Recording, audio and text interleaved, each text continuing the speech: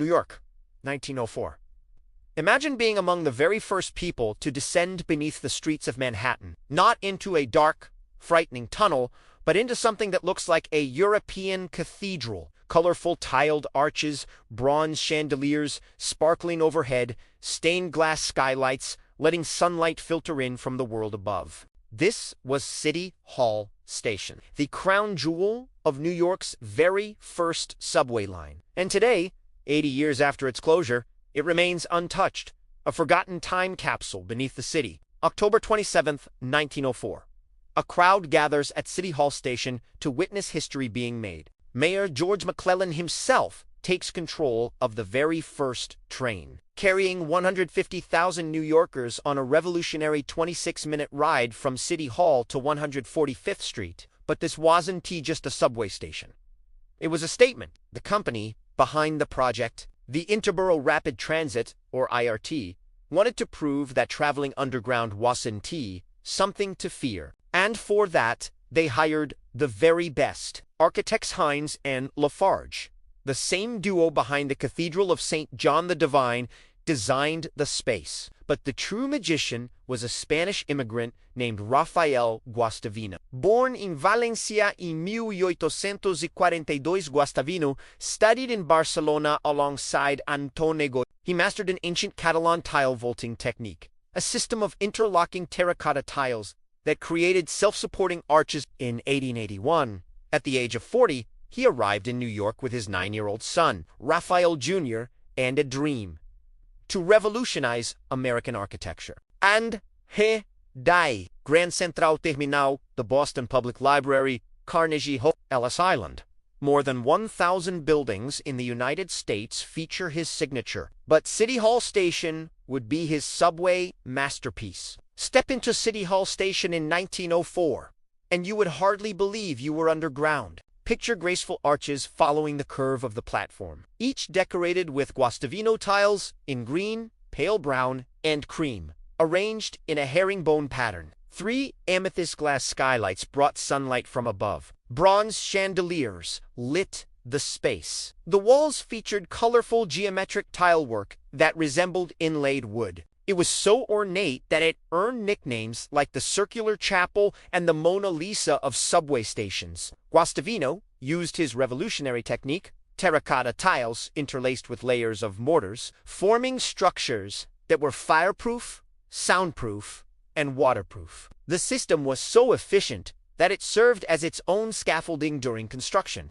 Masons worked from above, adding new layers each day, standing on the tiles they'd installed the day before. The station had only one curved platform following a single track. This 180-degree curve allowed trains to loop back under City Hall, the old post office, and the municipal building. It was engineering and artistry in perfect harmony.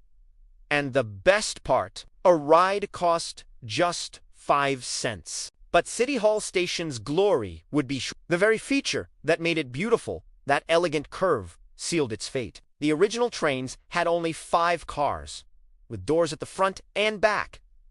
But as the city grew, the trains grew too. By the 1940s, new 10-car trains with center doors arrived, completely unsafe to operate on City Hall's tight curve. And there was another problem: location. Brooklyn Bridge Station, just 600 feet away, was far more popular. It offered express service, trolley connections, and direct access to Brooklyn. While Brooklyn Bridge recorded 14 million yearly entries, City Hall barely reached 600 passengers per day. On December 31st, 1945, after just 41 years of service, City Hall Station closed its doors for the last time. Adapting it would have cost far more than simply abandoning it. But here's the extraordinary part: the station was never destroyed.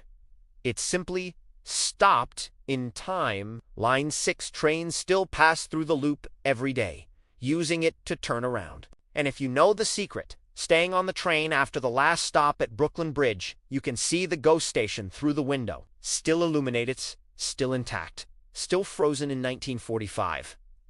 Many of the skylights were covered with tar during World War II blackouts, some glass panes cracked from decades of train vibrations. But the arches remain, The tiles still shine. The chandeliers still hang. In 2004, the station was designated a National Historic Landmark. Today, the New York Transit Museum offers exclusive tours, members only, just 3 times a year, with $50 tickets that sell out in minutes. The lucky few who get inside walk the same floors New Yorkers walked in 1904.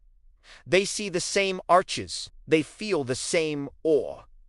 It is, quite literally, a time machine. City Hall Station reminds us of something important: that public spaces can and should be beautiful, that investing in design for people can create something that lasts for centuries. Rafael Guastavino died in 1908, just 3 years after his subway masterpiece opened. But his legacy remains hidden beneath our feet.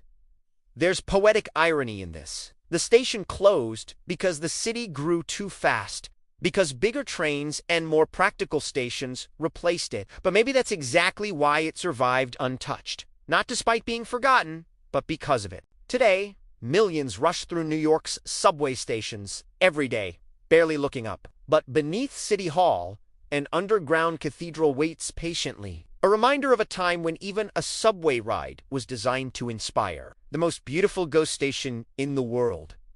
Closed, but not lost. Forgotten, but not destroyed. And still absolutely breathtaking.